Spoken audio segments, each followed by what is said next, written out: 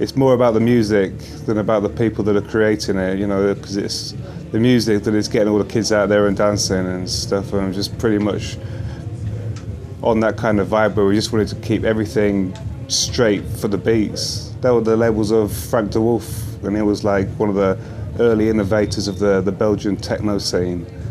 And that sort of influenced pretty much the whole of Europe and spread across through to America.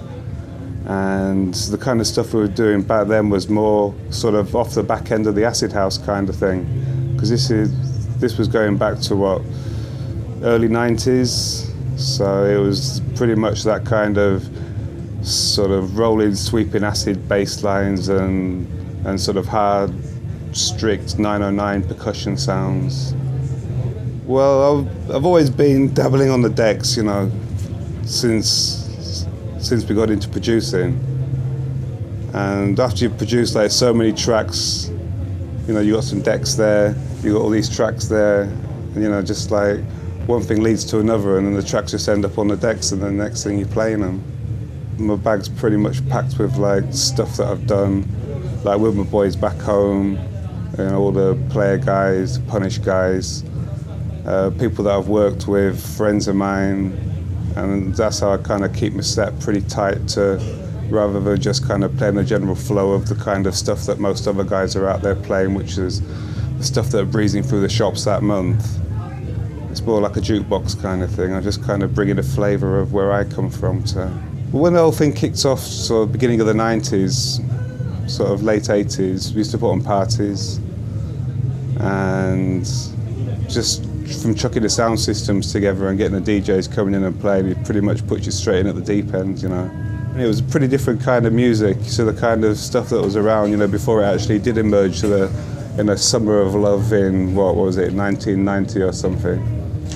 And it pretty much took the whole country by storm, especially in the, you know, like, especially it did in England, that's for sure.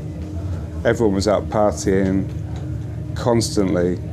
It would be like, weekend would start on Tuesday, and it'd finish sort of like Monday night. I've just always been into music, you know, ever since I've been at school, been into music, playing in bands, and it's been the only thing that I've ever done. So, I mean, if you've got music in you, it doesn't matter what kind of music you're doing, you're not going to be doing anything else but doing music.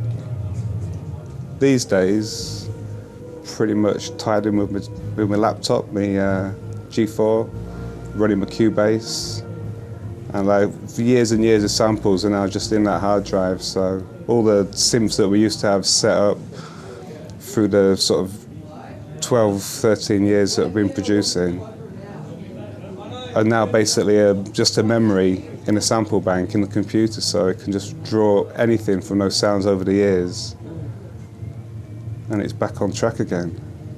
As soon as I started producing, it was just like sort of the next stage, really. So if you're making records, there they are, and they're not doing anything. Just get them on there and spin them. And then things just started falling together, and then people sort of wanted me to play at parties as well. And like one thing led to another again, and it'll just all sort of, beat keeps moving, you know. Average label will probably, a couple of years ago, probably have a run of 1,000 records or something, you know, that's pretty underground.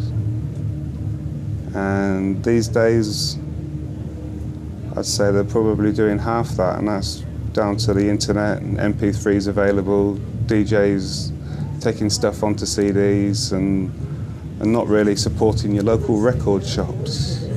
Techno is like the sort of cutting edge of the dance music thing. Tried and tested stuff on the techno dance floor, like years later, finds its way into the other genres of music. So, but by the time someone else is doing it, you know, the techno crowd have moved on. I mean, there's a lot of new people starting to make music these days. You know, you hit the shops and stuff, and you're seeing releases from people you've never heard of before with like debut EPs out. There's just so much stuff. Some of the big boys probably not pulling the weight that they should be doing. But then again, some of them, like for example, Beltram's got an album out at the moment, Joey Beltram, and it's just probably one of the best things to hit the shops, I'd say, for months. Just stick with it. Because it's going off out there. There's some messed up people out there. I've seen them tonight. There certainly is. And I'm looking forward to destroying them in about half an hour. So. Yeah.